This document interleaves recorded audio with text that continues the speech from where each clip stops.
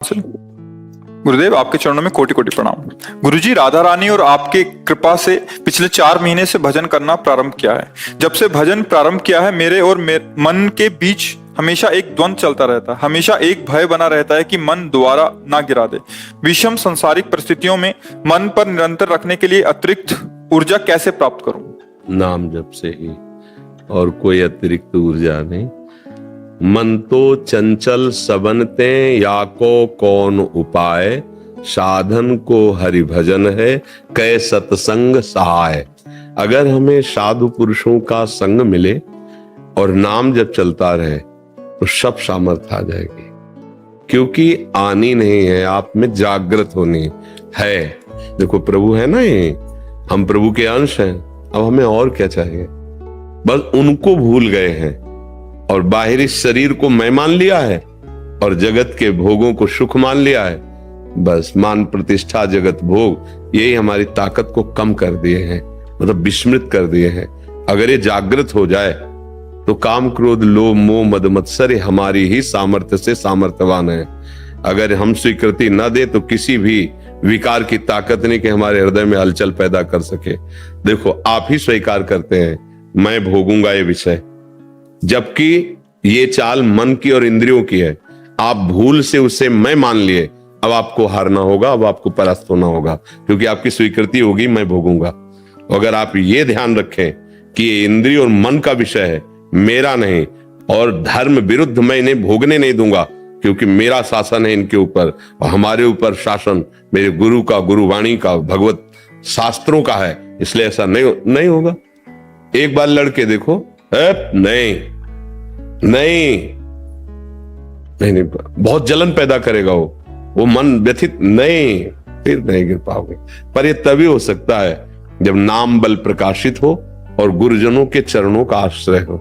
अगर नाम भी जप रहे हो, अहंकार भी कर रहे हैं, तो भी नहीं कर पाएंगे। इसीलिए सदगुरु चरण आश्रय लिया जाता है संत महात्माओं का, कि आपके वचन से, आपकी कृपा से, क्योंकि ये जो अहंकार है ये वहीं गलित होता है।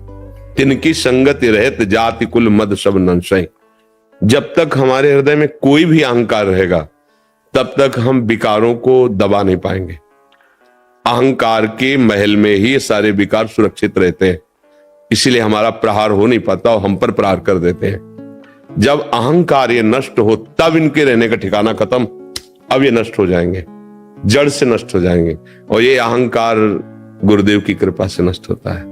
उनकी करुणा दृष्टि से वो अहंकार को नष्ट कर देते, चूर चूर कर देते हैं। सच्ची मानिए, बड़ी बड़ी साधना करने पर भी अहंकार पुष्ट होता रहता है। विद्या रूप महत्व कुल धन यौवन अभिमान, सट कंटक देखे जहां, लाहे न भक्त निदान, लाहे न भक्त निदान, स्वांग सब नगर नार के, विषयन हाथ बिकाए नहीं रिझवन भर। ये बड़े महापुरुष के वचन है कि अगर कोई भी अहंकार है, विद्या का, रूप का, गुण का, महत्व का, जाति का, कोई भी अहंकार है, तो भक्ति महारानी आपके हृदय में नहीं रहेंगी। स्वांग रहेगा भक्ति का, और वो स्वांग विषयी पुरुषों, धर्मी पुरुषों को दिखाने के लिए होगा, ना कि श्री हरि को। भरतार माने होता है हरि। जैसे वैश्या श्रृंगार करती विषयी पुरुषों को आकर्षित करने के लिए, ऐसे भक्ति का स्वांग होगा तुम्हारा धन मान प्रतिष्ठा के लिए, ना कि हरि के रिझाने के लिए। विषयन हाथ बिकाए नहीं रिझवन भतार के। भरतार कहते हैं प्रीतम पति हरि को।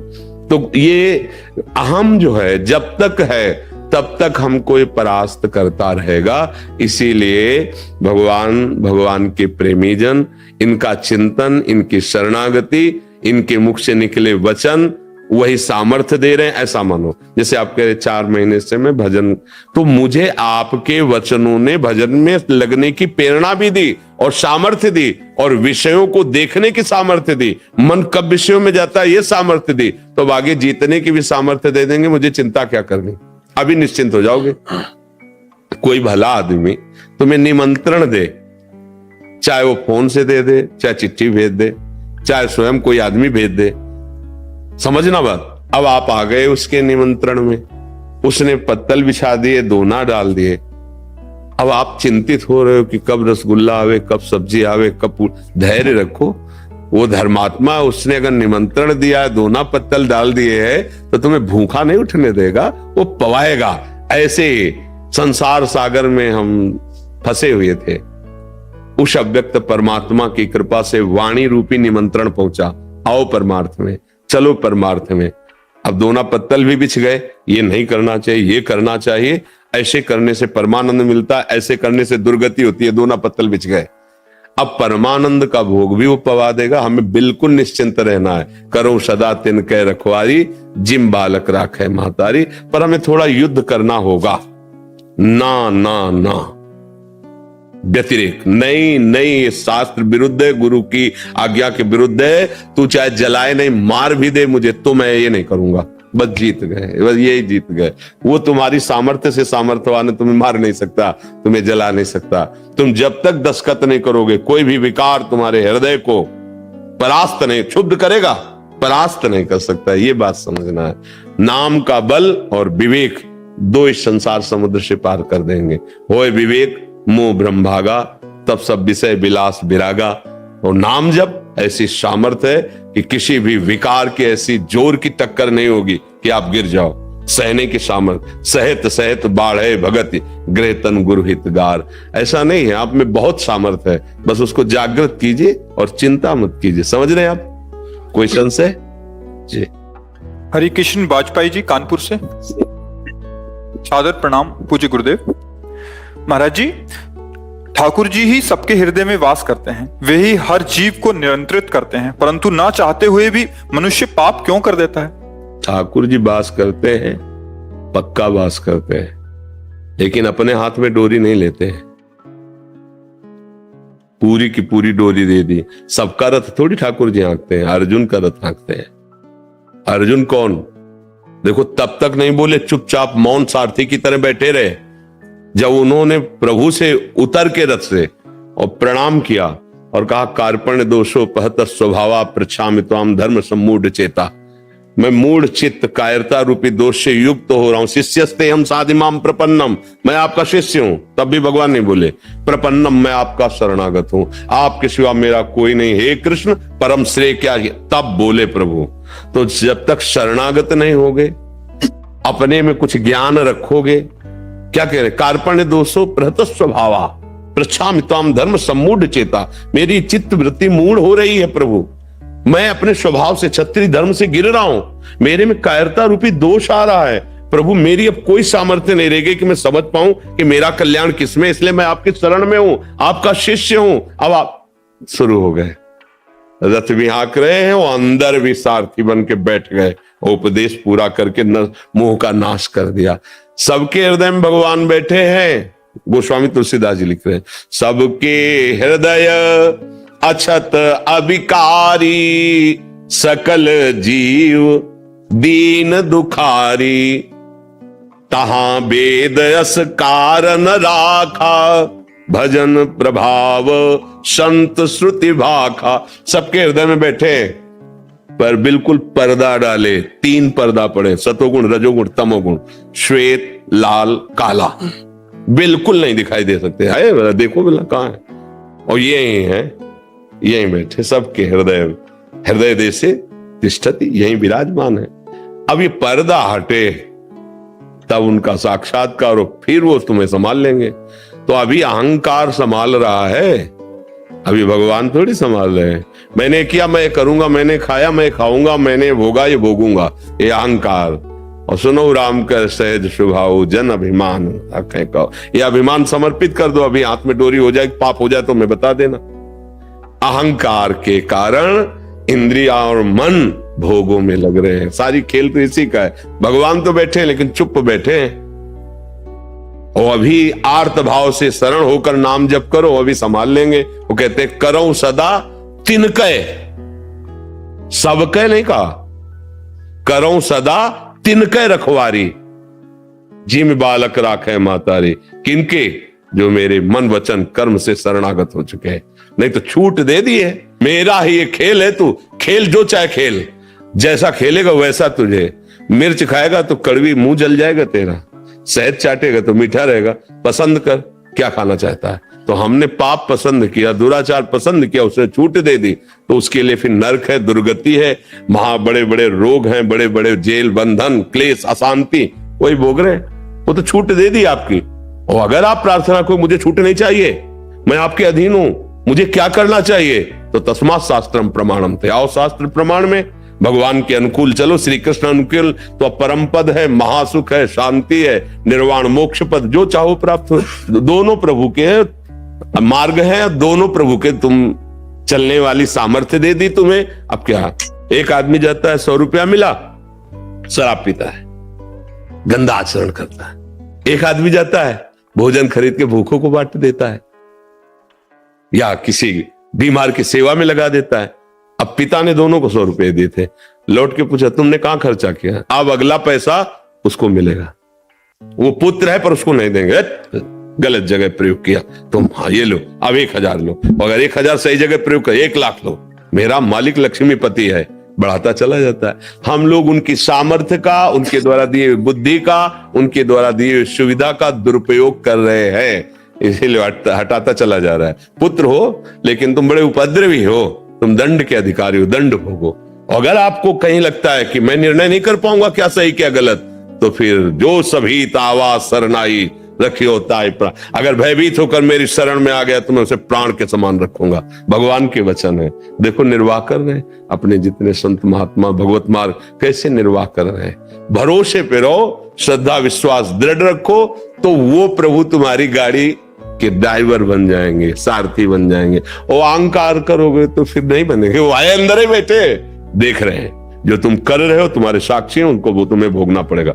अवश्य में भोक्तव्यम कृतम कर्म शुभाशुभम, शरण में हो गए, मिटा दिया शुभ अशुभ और परमानंद की प्राप्ति करा दी। शरण निरापद पद रमित, सकल अशुभ शुभ नंश, शुभ और अशुभ दोनों का विनाश कर दिया और परमानंद प्रदान कर रहे हैं। कभी आप भगवान का भजन करके भगवान के आश्रित होकर देखिए, तुम दूसरों को उपदेश करने लोगे, भूल के भी पाप मत करना। तुम्हारा हृदय कहने लगेगा, जलाने लगेगा हृदय पाप की बात सोचने में। थोड़ा भजन करके तो देखो। नहीं आप बोलो अभी 4 महीने से भजन की बात आपने कही और आपके अंदर प्रश्न आ गया ना कि हृदय मन जो है तापित करता है, विषयों की तरफ जाता है, कैसे उसको रोके? आ गई ना बात। और भजन बढ़ाओ, और जितना भजन बढ़ेगा रोकने की बात नहीं, खुद शरणागत हो जाएगा, मन आपके अधीन हो जाए। भजन में बहुत बड़ा बल है। इसलिए भैया जब तक हम भगवान का आश्रय नहीं लेते तब तक भगवान की आड़ में अहंकार वासनाओं का खेल खिलाता रहता है और कहता उनकी सत्ता के बिना पत्ता नहीं हिलता। तो भैया तो आप ये भी समझ लो कि उन्हीं की सत्ता में नर्क बना हुआ है, उन्हीं की सत्ता में बड़े बड़े रोग बने हुए, उन्हीं की सत्ता में बड़े बड़े कानून बने हुए। जब डंडा चलेगा ना तो उन्हीं की सत्ता से पत्ता हिल रहा है, डंडा वाला। जब डंडा चल रहा है ना तो उन्हीं के साथ अब राजी रहो ना। तब हे भगवान ऐसा क्यों कर दिया? क्योंकि तुमने जब किया तब भगवान की याद की थी क्या? तब तो अब चतुराई बहुत है, चतुराई बहुत है बुद्धि में, लेकिन पापाचरण करने की, पापाचरण से बचने की नहीं है। यही तो बात है। अगर उनको समझाने की कोशिश करो तो बड़े चतुर बनते हैं। अपने दोषों को छुपाने की, अरे नहीं, दोष नष्ट करने के लिए बुद्धि होती है। विवेक धारण करके दोषों का त्याग करो। पर अपने लोग क्या करते हैं, चोरों को अपने अंदर घर में बड़े गुप्त स्थान से छुपाते। हम लोग इतने चतुर हैं कि अपने नाश करने वाले गंदे विचारों को बड़े छुपा के रखते हैं। अगर कहीं अच्छा विचार कोई हो गया, स्वप्न में भी कोई अच्छा काम हो गया, एक से कहना चाहते हैं कि अमुक दिन स्वप्न आया था और मैंने ऐसा ऐसा ऐसा, जागृत में अगर कहीं फूल माला किसी को चढ़ा दी है तो 2-4 संतों को अगर आपने कहीं 2-4 पेड़े भी दे दिए हैं तो आप यही कहेंगे वृंदावन गए तो संतों की भंडारा किया था, साधु से मतलब बढ़ा के। और जो अंदर गंदा नाश करने वाले उनको बिल्कुल छुपा के। तो बुद्धि कहां चतुर है? गंदे लोगों को अंदर रखोगे तो गंदगी ही बढ़ेगी। ये गंदे विचार गंदे लोग की तरह है, काम क्रोध लोभ मोह मद मत्सर। तू कामी पुरुष है। नहीं नहीं, मैं कामी कैसे हो सकता हूं? छुपा लिया ना? नहीं नहीं, हाँ प्रभु आपकी दृष्टि बहुत सही है। मैं जिसे आज तक मित्र समझ रहा था और दुश्मन की तरह मेरा नाश कर रहा था, प्रभु इसको कैसे मिटाऊं? अब बताओ, मेरे घर में आ गए हैं, कैसे मिटाऊं? ये है हृदय रूपी घर में काम क्रोध लोभ मोह मद मत्सर, ये इनका आतंक छाया आज से नहीं, बहुत समय से। अब निकालना चाहोगे तो ऐसे निकल जाएंगे। जो दुष्ट स्वभाव वाले लोग को आप घर में रख लो किराए में और 10-5 साल रह जाने तो फिर बताओ, आप निकाल के दिखाओ, वो आतंक मचा देंगे ना। वैसे ही आतंक मचाते हैं। अब भजन करना चाहते हैं और वो है गंदे विचार वाले तो लड़ाई शुरू करते। फिर क्या करें? जोरदार आदमी के हाथ में दे दे कि घर खाली करवाओ, ये ले पेमेंट, होता है ना उनसे बढ़ करके। तो या तो परिचय है तो देख करके ही खाली कर देंगे, नहीं तो पिट के खाली कर देंगे। तो सबसे जोरदार भगवान है, श्वास रूपी कीमत उनको दे दो। ये जो श्वास है, राधा राधा राधा राधा, सब खाली हो जाएगा हृदय। कोई काम क्रोध लोभ मोह मद मत्सर नहीं है, ये सब विकार नष्ट हो जाएंगे। आवागमन से मुक्त, परम शांत, परम सुखमय हो जाएंगे। नीलेश जी महाराष्ट्र से। महाराज जी, आपके चरणों में कोटि कोटि प्रणाम। गुरुदेव, आज की युवा पीढ़ी अध्यात्म के बजाय पश्चिमी सभ्यता संस्कृति को बढ़ावा दे रही है। हमें क्या करना होगा कि वो भारतीय संस्कृति सनातन धर्म के प्रति जो हम देखते हैं, जो हम सुनते हैं, जो हम बोलते हैं, उसी का चिंतन होता है। जो हम चिंतन करते हैं उसी का संकल्प बनता है। जो संकल्प बनता है वैसी क्रियाएं होती हैं। हमारा देखना सुनना बोलना सुधरना चाहिए। अगर देखना सुनना बोलना नहीं सुधरा तो हमारा चिंतन जो होगा वो गलत होगा, और गलत चिंतन में हमारा आहार और विहार दोनों गलत हो जाएगा। आहार मांस मदिरा अंडा ये सब खाना पीना, अभक्ष्य पदार्थ, विहार परिस्त्री गमन करना, गंदे आचरण करना। ये कैसे हुआ? पहले देखा, सुना, बोला, चिंतन किया, संकल्प बना, क्रिया हुई। मूल से सुधार हो जाए। हम गंदी बातें देखें ना, गंदी बातें सुने ना, गंदी बातें बोले ना, तो हमारा चिंतन शास्त्र सम्मत होने लगे तो संकल्प अच्छी क्रियाओं का बनेगा। अब गलत संकल्प बन रहा है और कलयुग भगवान की कृपा से वैसे ही सहयोग मिलता चला जा रहा है। ये दोस्ती करना कोई निषेध नहीं है, लेकिन दोस्ती को व्यभिचार रूप दे देना, गंदा आचरण रूप दे देना, ये तो कहीं हमने आज तक नहीं पढ़ा कि एक दोस्त दूसरे के जीवन का नाश करे। हम कह रहे कि बच्चे बच्चियां परस्पर दोस्ती करें, कोई निषेध नहीं है। एक स्कूल में जब पढ़ते तो बच्चियां भी पढ़ती थी, बच्चे भाई बहन की तरह खेलते कूदते, स्कूल गए, पढ़ा लिखा, घर आ गए। आज का क्या चरित्र हो रहा है? देखना सुनना बोलना बिगड़ गया हमारा। हम बाहर का दृश्य देखने लगे, धर्म विरुद्ध आचरण। छोटे छोटे बच्चे, मन इंद्रियों पर काबू करने की बात तो बड़े बड़े साधकों में भी फिसलन होती है। वो तो जानते नहीं कि मन इंद्रियों को कैसे काबू किया जाता है। अब मोबाइल का जमाना है, जो चाहो सर्च करो, देखो, फिर वैसे ही वार्ता, फिर वैसे ही सुनना, उसके इतने बॉयफ्रेंड, उसके इतने गर्लफ्रेंड, और फिर वही चिंतन, वही आचरण। अब बदल गया जीवन। गंदा आहार, गंदा चिंतन। अब कभी सुधरने के चांस मुझे बिल्कुल नहीं दिखाई दे रहे।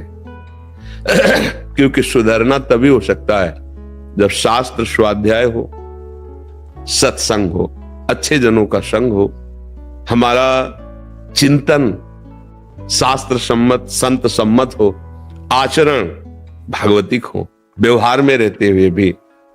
अब उसे उपहास माना जाएगा। अगर